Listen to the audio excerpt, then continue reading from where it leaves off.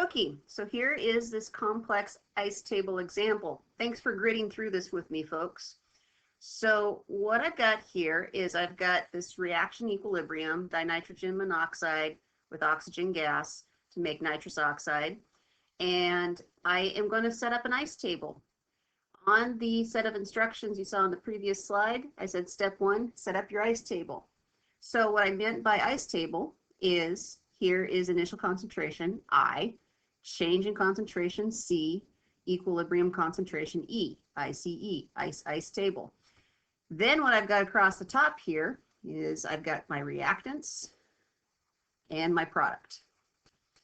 So the first thing I'm going to do is fill in the information that I am given onto the table. So I've got 3 moles per liter of NO, 3 moles in 1 liter flask.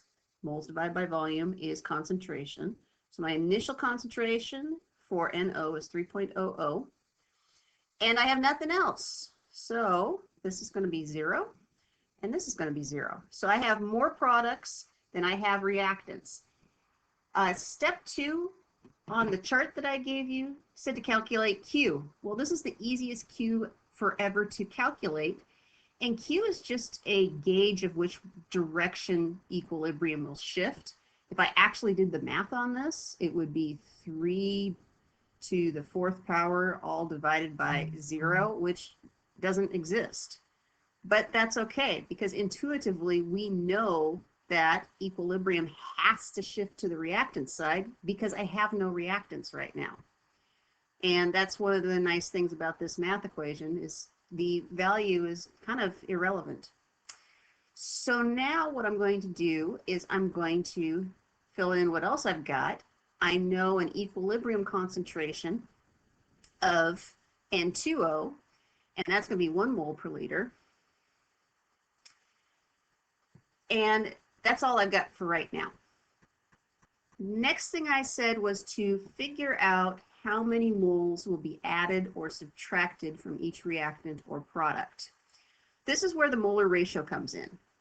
So I don't know exactly how many moles as of yet, but I do know that the amount of reactant and product that will be added or subtracted is in a 2 to 1 to 4 ratio, directly from the balanced chemical equation. So I know that I've got 2 N2Os, and I've got 4 NOs, and I've got 1 O2.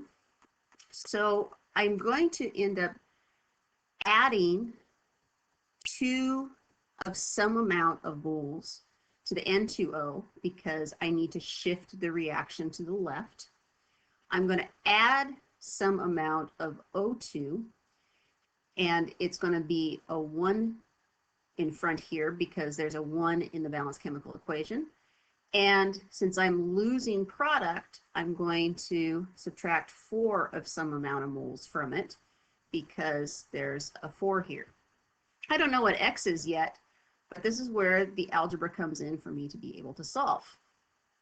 So I have enough information here on my dinitrogen monoxide side to figure out what X is going to be. And this is, I believe, step 4 in the instructions I gave you. I can say here 2x is going to equal 1 because I know that at the very end here I got 1. So that means the amount of moles that had to be added to the N2O was 0.50 moles.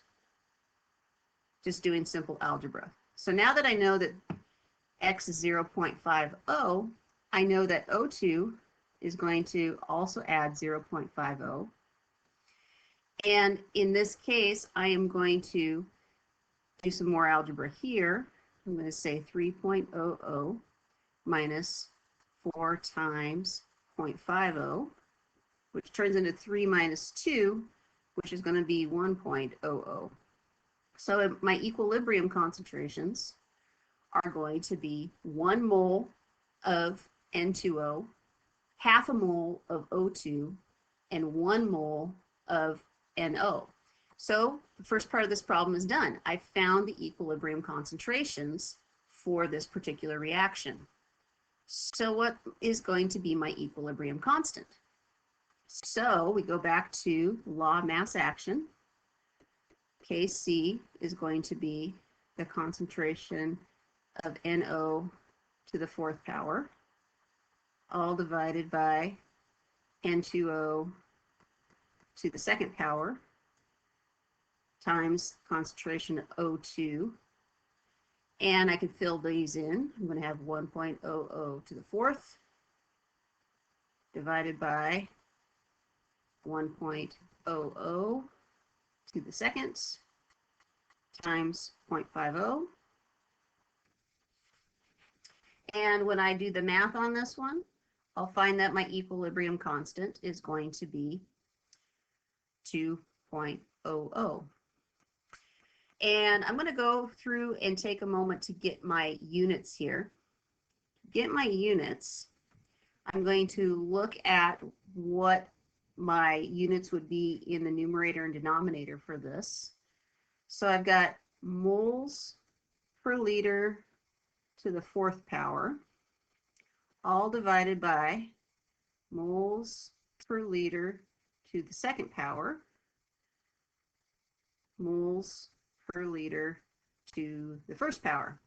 So it's basically, I've got 4 moles per liter on the top, 3 moles per liter on the bottom. So what I'm going to be left with is basically it's going to be 4 minus 3 is going to leave me 1.